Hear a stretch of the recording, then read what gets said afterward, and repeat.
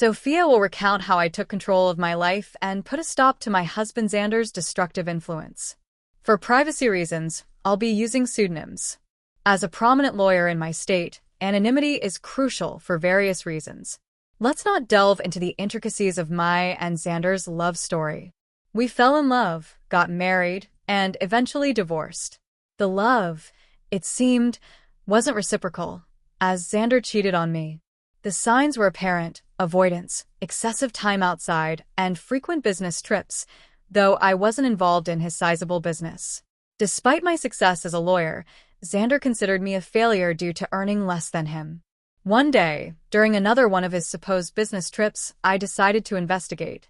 I discovered a secret Facebook account on his old laptop, confirming my suspicions. He was cheating with a beautiful woman, someone he found more attractive than me, often criticizing my appearance. Heartbroken and angered, I confronted him immediately. "Sandra, are you cheating on me?" "I have proof," I declared.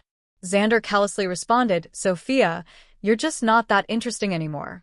You're always engrossed in pointless cases, neglecting me. Besides, you're not a supermodel who can captivate me with looks alone." Confused, I retorted, "What are you talking about, Xander? I have a demanding job, and you knew that when we got married. I haven't neglected you. It's you who stopped coming home and refused to communicate." And that's how I discovered Xander's affair when I finally decided to confront him. I anticipated a degree of remorse from him, but the cold response I received caught me off guard. He shifted all the blame onto me, justifying his cheating, a claim that held no validity. Refusing to be falsely accused, I pointed out the flaws in his accusations. Instead of defending his position, he turned cold once more and nonchalantly revealed that he was relieved I had discovered his affair. In a chilling tone, Xander declared, "Good that you found out, Sophia. I no longer have to hide my beautiful girlfriend. She and I will have a perfect life together after I divorce your useless self. Finally, I will marry someone who's worthy of me and my name." His words hit me like a ton of bricks, sending a cold shiver down my spine. As he spoke of divorce, he not only insulted me, but also asserted that I was not good enough for him. Accusing me of being a bad wife, he showed no remorse for his affair and even boasted about how a mistress would make a better spouse. Tears streamed down my face as he demeaned me, proclaiming his affair with pride. This was the man I had loved for over a decade, and his words left me shattered.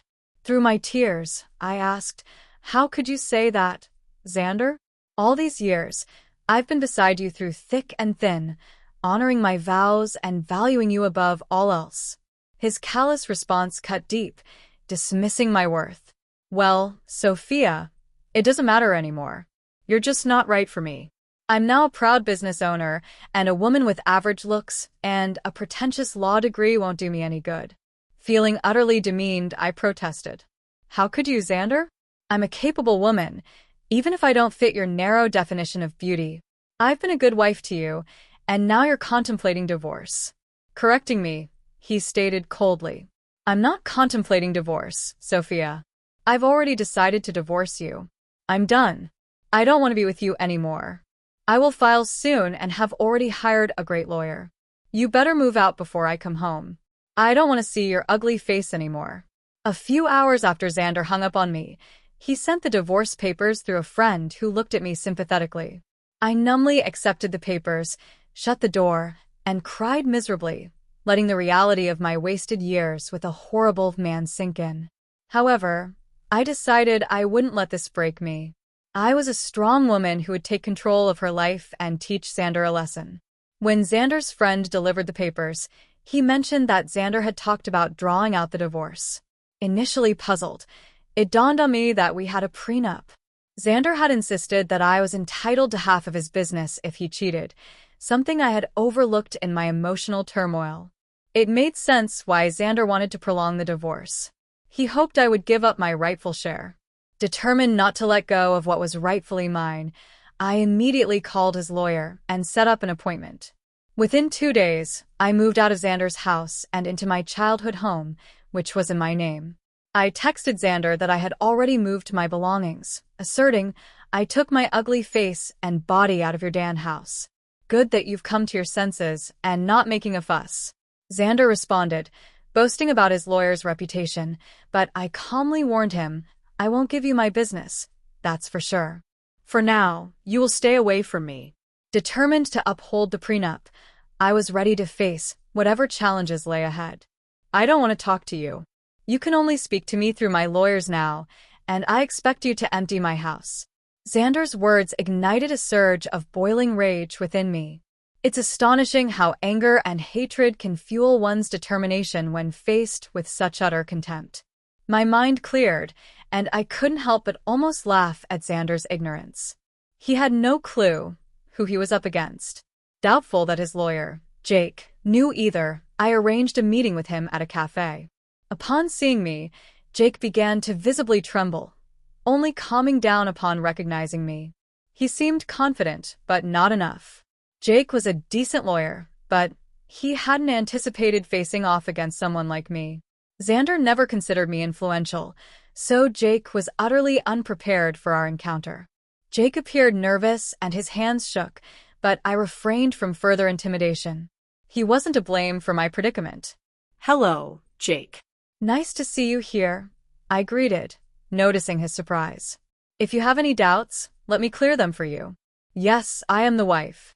"Ma'am, I'm so sorry. I wasn't expecting you to show up." Jake stammered, flustered by my presence. "The surnames don't match because I got married after I received my law degree. I used my maiden name for official purposes," I explained.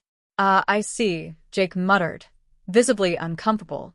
"So, I'm guessing you want to drag out this case." "That's what my client has told me." "Your client has been misleading you, Jake. He's the one who wants to prolong this case. Isn't that what he told you?" I confronted him directly, knowing my reputation as a lawyer spoke volumes. Jake squirmed under my scrutiny. Accustomed to asking the right questions, I didn't mince words. "You don't have to answer that, Jake." "I've known Xander for over a decade. I married that idiot for God's sake. I know what goes through his thick head." Concerned for Jake's predicament, I decided to enlighten him. "Since I know you, and it's not fair on you, I'll tell you the truth about this divorce." "What do you mean, ma'am?" Jake inquired, clearly taken aback. "Did my dear husband mention to you that he cheated on me?" I asked pointedly, watching Jake's expression for confirmation. His reaction spoke volumes, confirming my suspicions. Once again, Jake was caught off guard by my revelation. I won't lie to you guys. It did sting and hurt my ego to admit to my colleague that I had been cheated on.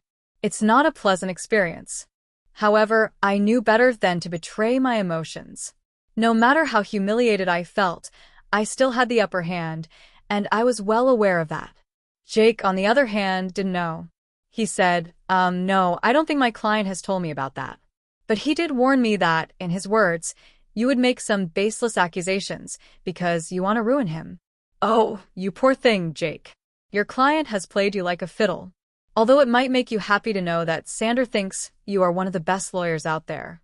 "Well, that's a big compliment. But I will never measure up to you, ma'am," Jake confessed. "I wish he had told me that his wife also practices law. He only told me that you work at a law firm. My husband never really took my accomplishments seriously. He had a habit of undermining my work and influence. It was foolish of me to stay with him this long. However, it was smart of me to sign the prenup to save but I shared."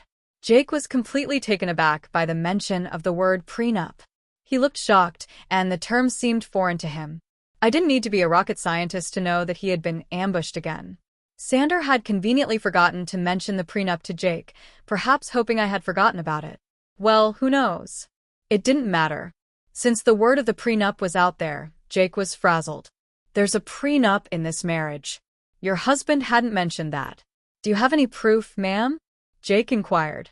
"Oh, I do have plenty of proof, Jake. I brought the papers along." I had a feeling that Xander would try to get out of dealing with the consequences of his actions. "Well, not on my watch. I would really like to see the papers, ma'am. Also, I think I would need to see proof of his affair if you have any." "Don't worry, Jake.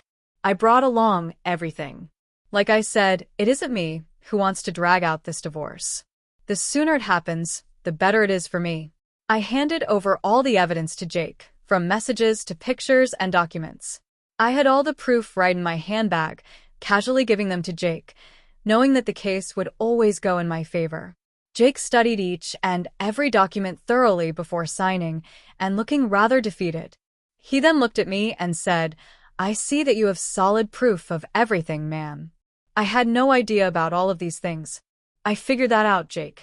Also, I know how difficult it is to work with unreliable clients, especially when the opposite party has an equally strong lawyer for their case. You're right about that, ma'am. I think that's all I needed to talk about today. I believe I need to have a serious conversation with my client before I decide to proceed with his case. I'm sure someone will contact you soon, although I can't say that it will be me. I could tell what Jake was hinting at, but didn't comment on it. I thanked him for his time and proceeded to walk out of the cafe.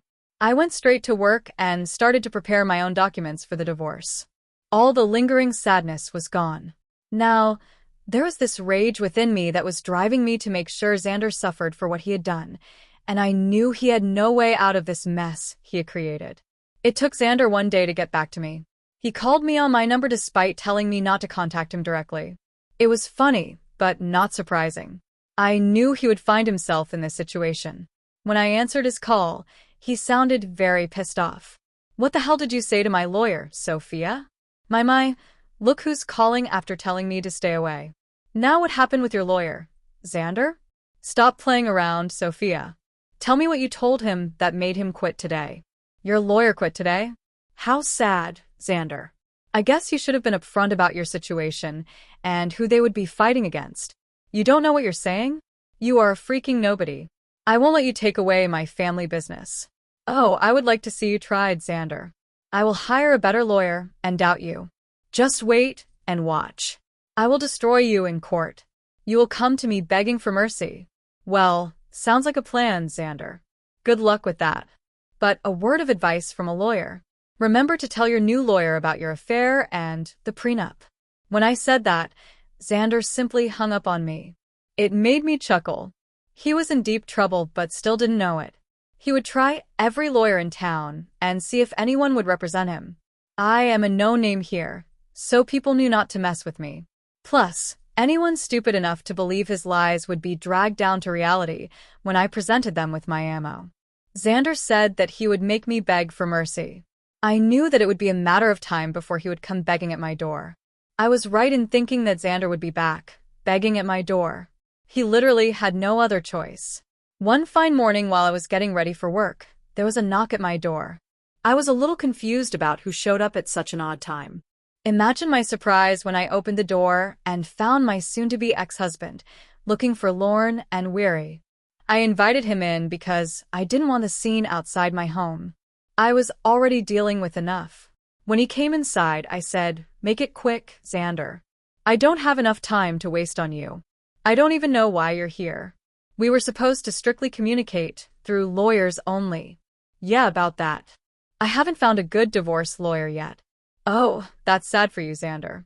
You better hurry up because I hear that your mistress has been dying to marry you." "I'm not worried about her anymore. Listen, Sophia, we need to talk. You have been sabotaging my lawyer so that they wouldn't take my case. That is very unfair." I immediately laughed when he said that. I couldn't believe that Xander would have the audacity to pin the entire blame on me. This once again showed how little he valued my profession. He thought that just because he was willing to throw money, people would pull at his feet. Oh dear, that's an amazing joke, Xander. Let me just clear that misconception for you. I haven't been sabotaging anything. It's your stupidity that's causing trouble. I don't understand. What did I even do? Should I remind you how you lied to your lawyers about the affair and the prenup? That is enough to make them look like fools in court. Do you think lawyers would jump at representing unreliable clients like you? Besides, I will admit that my name will make a lot of people walk away. You may consider me to be useless, but I actually do have a good name in this profession. Yes, I know that now, Sophia. I've tried being open with lawyers too, but none of them are willing to help me. That's what happens when you try to go against an ironclad prenup. You really should have fought your affair through, Xander. Not that it matters now. The damage is done. No sane lawyer would fight for your cause. You'll be giving me half of your business. Xander's facial expression said it all. He didn't want to lose his business. I mean, that's why he tried to pick a good lawyer and drag out the divorce. He wanted to keep me hanging long enough until I would snap and just leave him alone without demanding half of his company.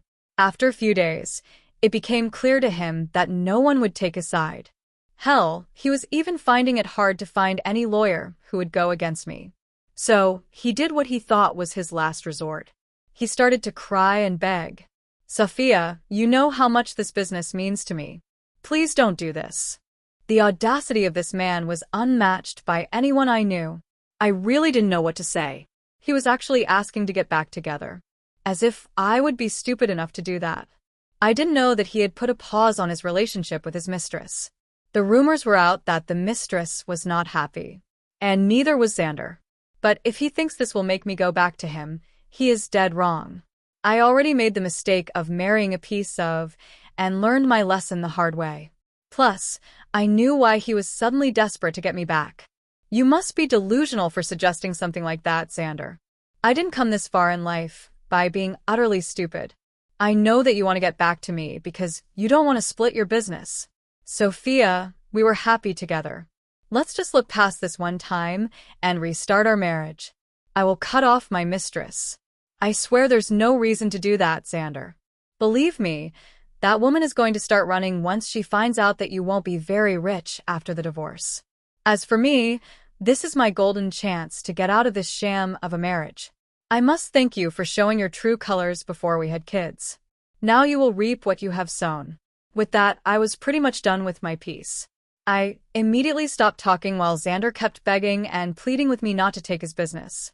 It was a rather pathetic scene, but it didn't move me at all. Instead, it made me think of the times I went to bed crying because this piece of expletive. I call my husband decided to betray me. Seeing Xander in a vulnerable place only gave me satisfaction and completed my revenge. Now I simply needed a clean break to start fresh. Well, I definitely got more than what I had bargained for. Karma hit Xander hard and fast. He tried for weeks to change my mind and make me come back home.